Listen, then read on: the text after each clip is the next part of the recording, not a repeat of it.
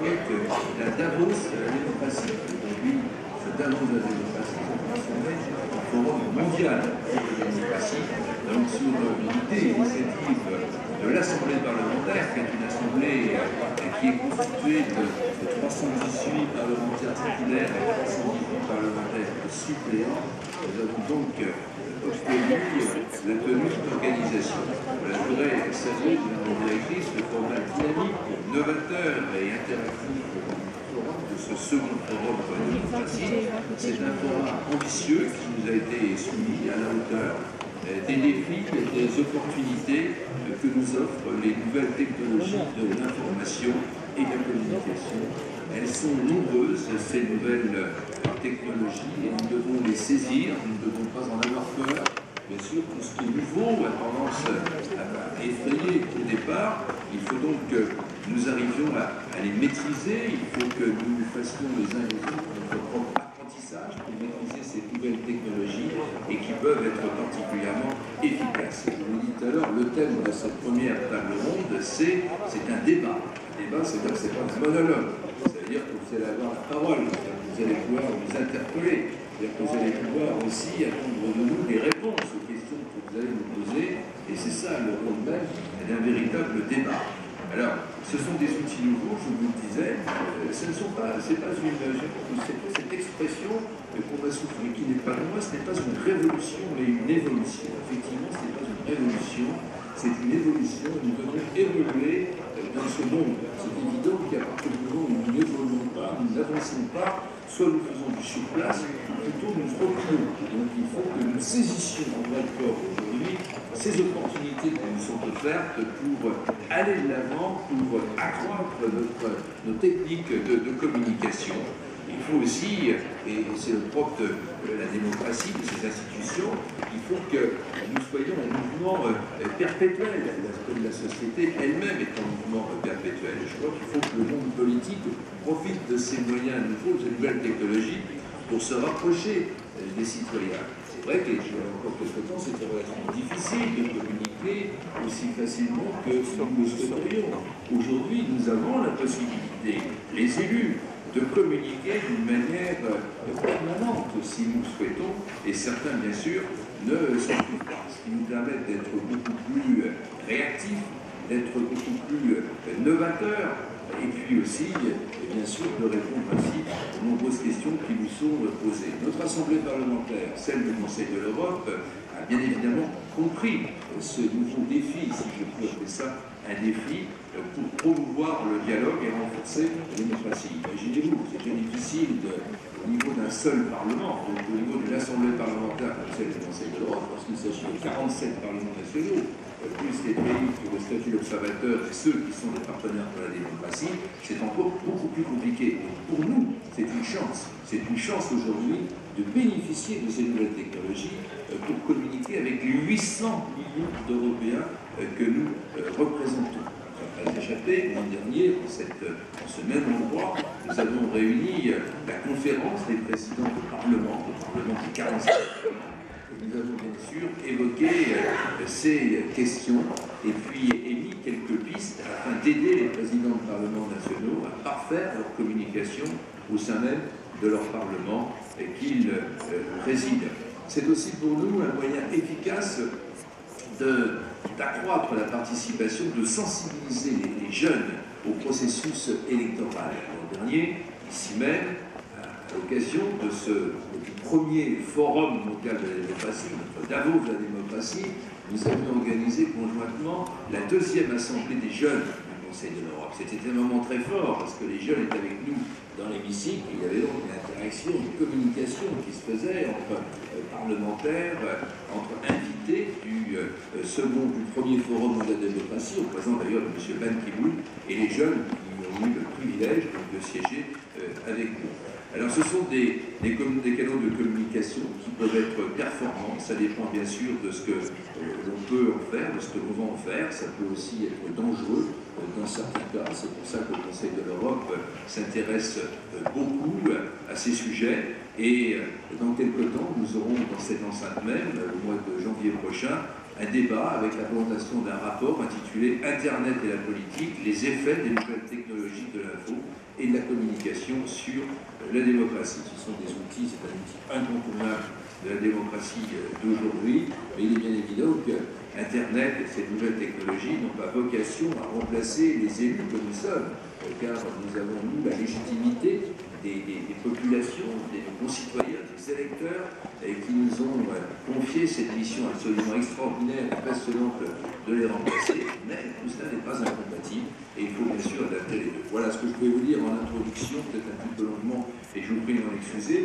Je vais maintenant céder la parole à nos invités qui vont s'exprimer et ensuite vous aurez la parole et nous tenterons de répondre bien sûr aux tweets que nous espérons nombreux. Il y en a déjà un qui arrive ici, mais on va commencer par la parole. Je vous donne la parole, madame. You have the floor. Thank you. So here's a starting point. Coming into the 2012 American presidential election, there was a lot of disenchantment with Barack Obama. In 2008, with incredible youth participation, incredible participation overall, with hope for this candidate. Coming into the 2012 campaign, Barack Obama's campaigners had a very different task, that the media was predicting that the youth turnout would drop dramatically, that even African-American voters would be disenchanted, that the surge that Obama had in 2008 was gone. How the campaign responded was with incredible precision and with data. They took information, lists of the names of all of the voters in battleground states, and analyzed every piece of information they had about them, from their previous history of voting, to their age, their gender, where they lived, census block information, other information we're not sure about, levels of education, potentially economic data. And using these numbers, they gave each of these voters scores. They ranked them on a scale of 1 to 100, how likely they were to support Barack Obama. They ranked them again on a scale of 1 to 100, how likely they were to actually turn up at the polls. And then they made two newer predictions. They wanted to estimate, again on that 1 to 100 scale, how likely a voter would be to respond to encouragement to turn up at the polls. Like how likely they would be to be mobilized to be an Obama voter, so that the campaign could rank who, if they contacted, would be most likely to respond, to turn around, to turn into a vote for Obama. They also ranked them using a randomized controlled trial of a group of several 100,000 voters, of how likely a voter would be to be persuaded to vote for Barack Obama, how likely they were to have their opinion changed by the campaign. And using these numbers, the campaign was able to very strategically mobilize their field organizers to decide who with limited amounts of time and money do we contact. So what we had was a tremendous, tremendous effort of digital and data analytics that had never been seen by a campaign before. And Barack Obama did win. There was not as high youth turnout, there was not as high overall turnout, but the victory was won. So what we see here on one side is, for the purpose of victory, incredible innovation in digital and data by Barack Obama. Now we see over these past 2 months that the same team, the same candidate, the same president, who revolutionized data and campaigning with incredible struggles in order to build a functioning website, healthcare.gov, for his signature legislation.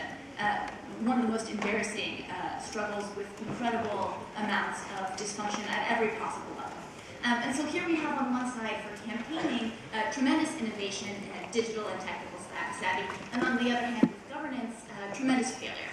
And so I think this is probably a good place for us all to start out. Earlier this year there was a conference at Google for many people who had been involved in the 2012 campaign, and someone there said that right now we have citizens who are communicating with their elected officials using 21st century means, Twitter, social media, the government, their elected officials listening to them using 20th century technologies, telephones, and actually trying to act and to govern using primarily 19th century technologies. This is the challenge for us. Yeah, I want to pick up on the subject. I want to pick up on the subject of technology and the democratic process. We're seeing a decline in participation in democracy, in traditional forms of democracy across the board. And we've been I've been working since 2008 the Citizens Foundation in Iceland, and we've been looking at this issue quite closely.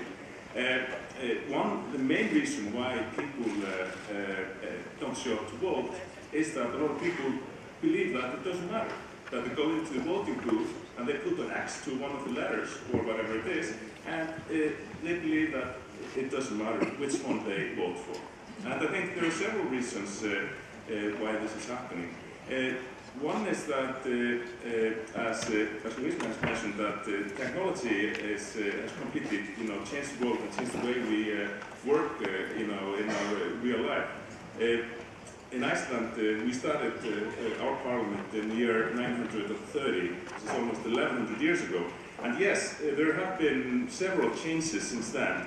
But in the past sort of 180 years, there's been very little innovation in how the democratic process works. We have elections, usually every 4 years, but let's say 50 years ago, 4 years in politics 50 years ago is completely different than 4 years in politics today. There's so much more that happens in 4 years today than happened 50 years ago. So it's quite easy for politicians to, promise a lot of things today that they say they're going to do. And then, because of how many things happen, how many nuances there are, it's easy to get out of it. And people are basically, sort of calling the politicians on their game by not showing up to vote. And the other thing is globalization. And the influence of corporations and big money actually leaves a lot of politicians with less influence in reality. And they actually, some well-meaning politicians, they make promises, they want to try to change something, but they're unable to because they have less influence. And believe that we need some sort of global democracy to sort of go hand in hand with globalization. And the final point on this is that working with electronic democracy since 2008, we see that as a way to turn this around by actively engaging citizens to participate, not every 4 years, but on an ongoing basis, not the whole population, but a small, maybe 10% of citizens participating every month or something, that should be enough, to complement the representative democracy and find a way to evolve it and make it work better and to restore people's faith that taking part in it actually makes a difference for them.